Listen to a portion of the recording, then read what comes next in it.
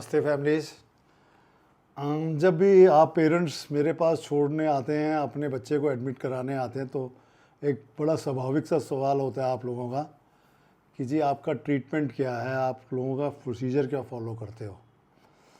तो उसमें मेरा जो एक इन्फॉर्मेशन होती है फैमिलीज़ के देने के लिए वो यही है कि फ़र्स्ट ऑफ़ ऑल जैसे ही हमारे पास जब आपका बच्चा आता है तो वो ज़िद्दी होता है और वो लड़ता है कि मैं नहीं रहना चाहता, तो उसको हम थोड़ा मोटिवेट करते हैं, कूल करते हैं और फिर उसको तसल्ली से कहते हैं भाई कोई बात नहीं, अभी तो तेरे पेरेंट्स छोड़ गए हैं, तेरे को ले जाएंगे, थोड़ा तू अभी हमारे को कोऑपरेट कर, अगर तू कोऑपरेट करेगा तो हम तेरे लिए बात करेंगे। तो वो उसको एक थोड़ा चॉइस देते हैं, ठंडा करते हैं।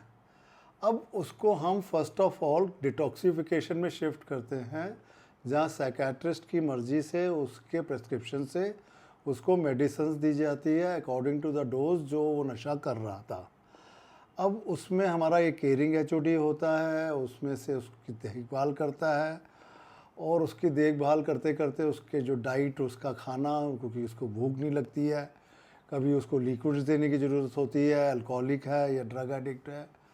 अब उसके बाद उसके टेस्ट रिक्वायर्ड होते हैं, 2 दिन के बाद उसके टेस्ट वगैरह हम करने के लिए भेज देते हैं।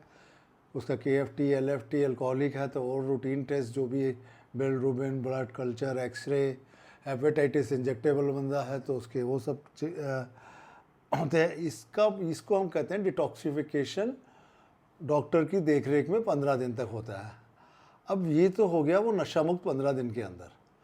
अब यहाँ तक तो सिर्फ उसका नशा मुक्त होना ही हुआ, फिर हम उसको शिफ्ट करते हैं फ्लोर इन द रिहेबिलिटेशन, जहाँ जाके एक routine time table discipline follow करना होता है।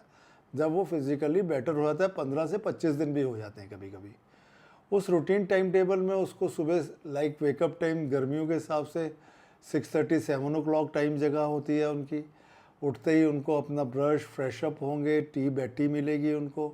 फिर उसके बाद उनको योगा के लिए भेजा जाता है। एक हमारी अपनी सुबह की प्रार्थना होती है, प्रार्थना के बाद फिर अब नहाने धोने के बाद ब्रेकफास्ट के बाद उनका 10 बजे फर्स्ट सेशन होता है। ये इससे पहले योगा, मेडिटेशन ये सेशंस हो चुके होते हैं।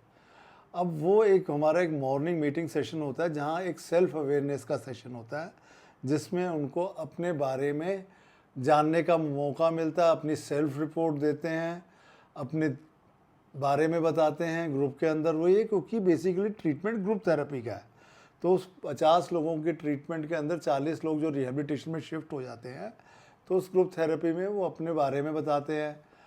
फिर ये सेशन के बाद एक हमारा मोटिवेशन सेशन होता है, जिसको हम बुक रीडिंग सेशन बोलते हैं, जहाँ उनको अपने बारे में पहचान मिलती है, अपनी नशे की यूजिंग से लेके अपने लाइफस्टाइल के बारे में। यहाँ से उनकी एक मोटिवेशन मिलती है। फिर उसके बाद 2 से 4 इनका रेस्ट होता है, 4 से 5 इनका गेम सेशन होता है। फिर 6 to 7 इनकी एक शेयरिंग सेशन होता है, जिसमें अपनी लाइफ शेयरिंग करते हैं, जहाँ ये अपने आप को शेयर करते करते अपनी डिजीज़ को आइडेंटिफाई करते हैं और अपने आप को एडमिट करने लग जाते हैं कि मैं नशे के दौरान क्या कर रहा था, मैंने कैसे नुकसान किया।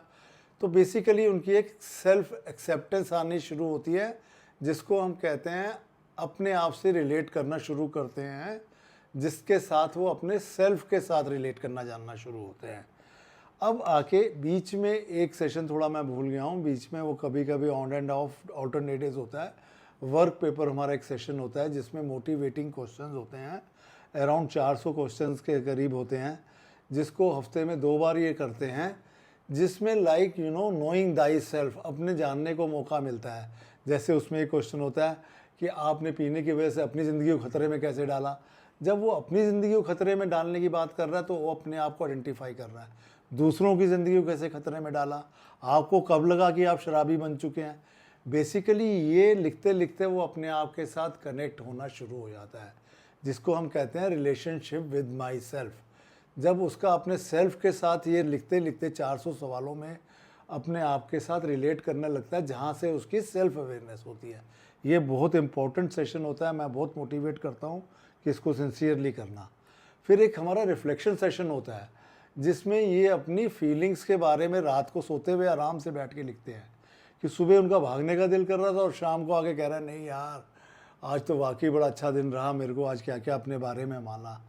तो वो एक अपने आप सारा ये कंसंट्रेशन और रिलेशनशिप का मामला है।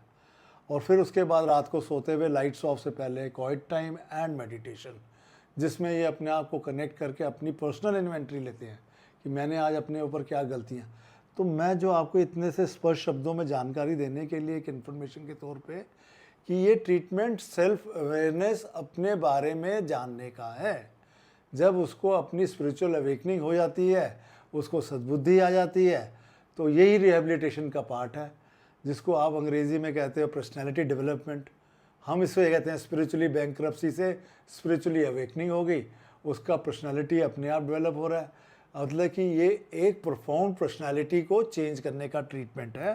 बेसिकली वो जो पर्सनैलिटी जी रहा था वो बिल्कुल बैंकरप्ट था, अब ये स्पिरिचुअली अवेकन हो चुका है। तो स्पिरिचुअल अवेकनिंग के बाद इनका डिस्चार्ज किया जाता है। फिर ये we try to carry the message to the addict who still suffers. फिर ये संदेश उन व्यसनियों को पहुँचाने की कोशिश करते हैं जो आज नशे की दुनिया में फिर से फंसे हुए हैं, और इनको वो मोटिवेट रखता है नशे से दूर रहने के लिए। So this is a kind of treatment in the rehabilitation, यानी कि विनाश काले बुद्धि विपरीत जो उनकी हो गई थी, उनको सद्बुद्धि आ जाती है तो नशा छूट जाता है। तो वही वाली बात है डियर पेरेंट्स की ज़बरदस्ती आप भी नहीं छुड़वा सकते, मैं भी नहीं छुड़वा सकता। तो ये ट्रीटमेंट डंडे और अंडे का नहीं है, आत्म जागृति का है। Thank you families.